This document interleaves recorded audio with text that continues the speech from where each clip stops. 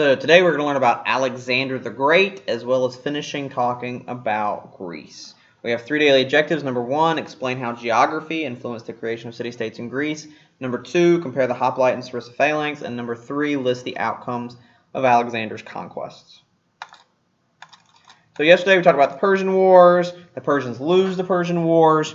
As a result, the Delian League is formed, initially in a Greek alliance, ends up becoming the Athenian Empire. We talked about how Sparta refused to join the Delian League. They become independent, and now we've got 2 different centers of power in Greece. We've got a Spartan center and an Athenian center.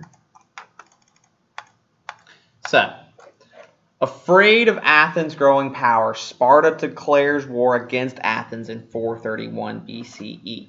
Now, Athens is the naval superpower of the Mediterranean, and Sparta is the land superpower. Remember how Athens, all the city-states that it owns, all of its Athenian empire, mostly islands, mostly along the coasts. They got lots of ships.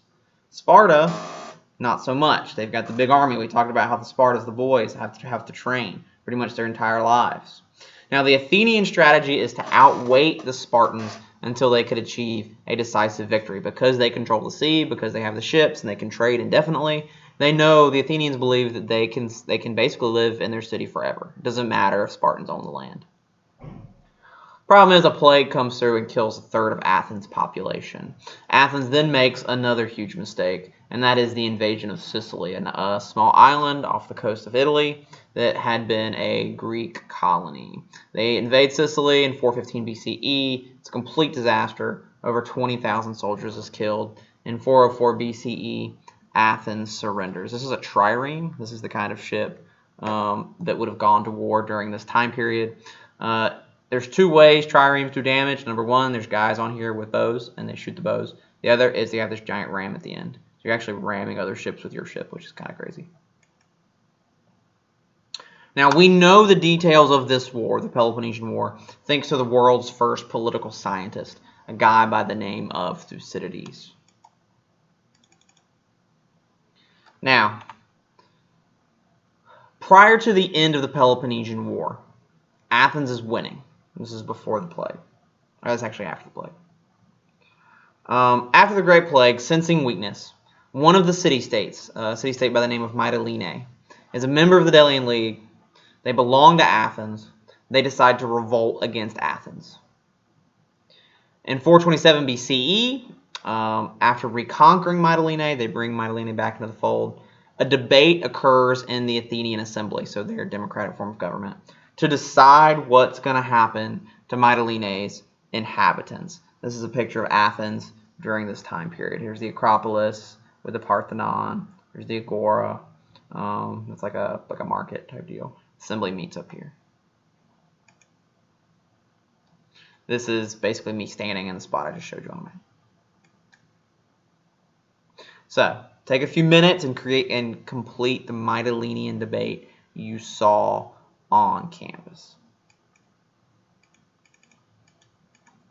Now, different debate, very similar story. The Melian dialogue.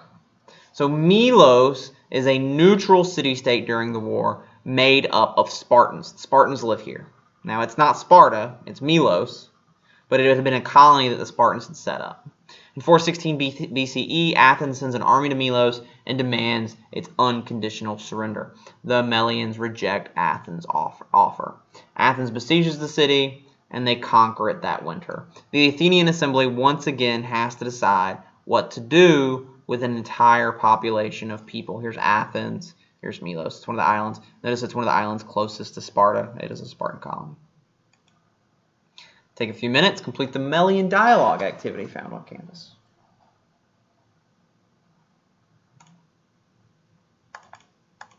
So, Peloponnesian War is over. Spartans win. The Athenian Empire is defeated.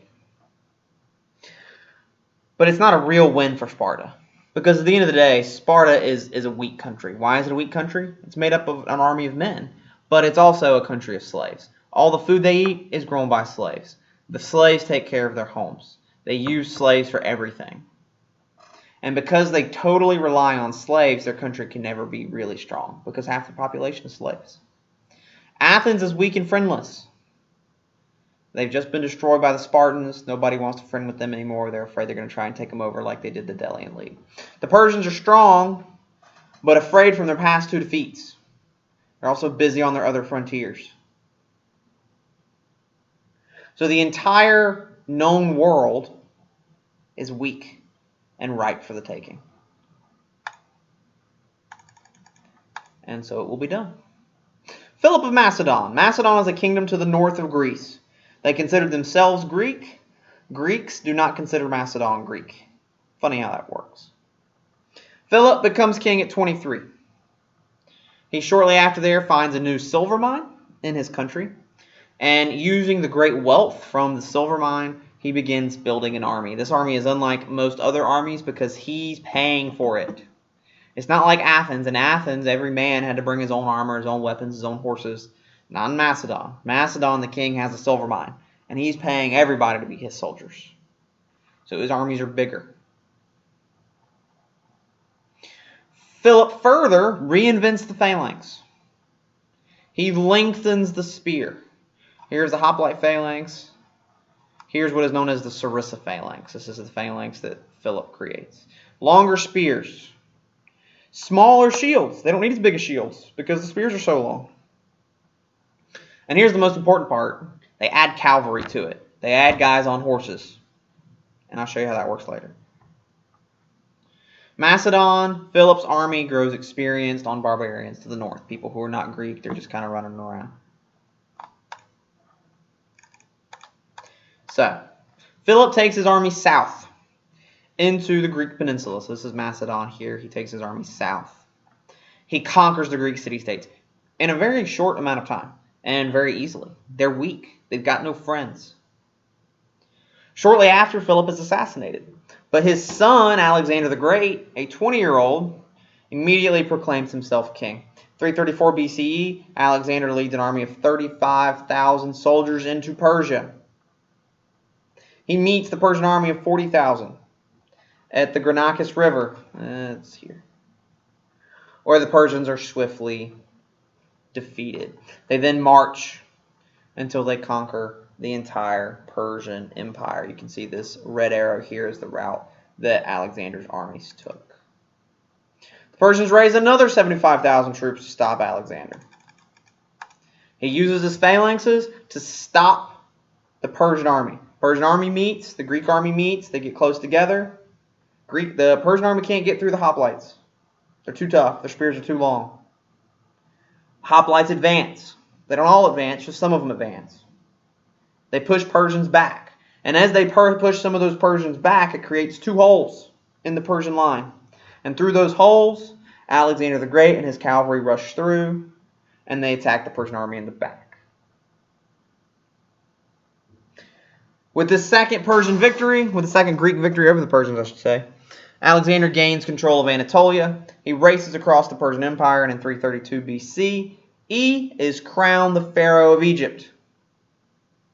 In a desperate attempt to save his empire, Darius III assembles an army of 25,000 men at Gaugamela and is once again defeated by Alexander and his cavalry. This is a Greek cavalryman at the time, or let's say Macedonian cavalryman at the time.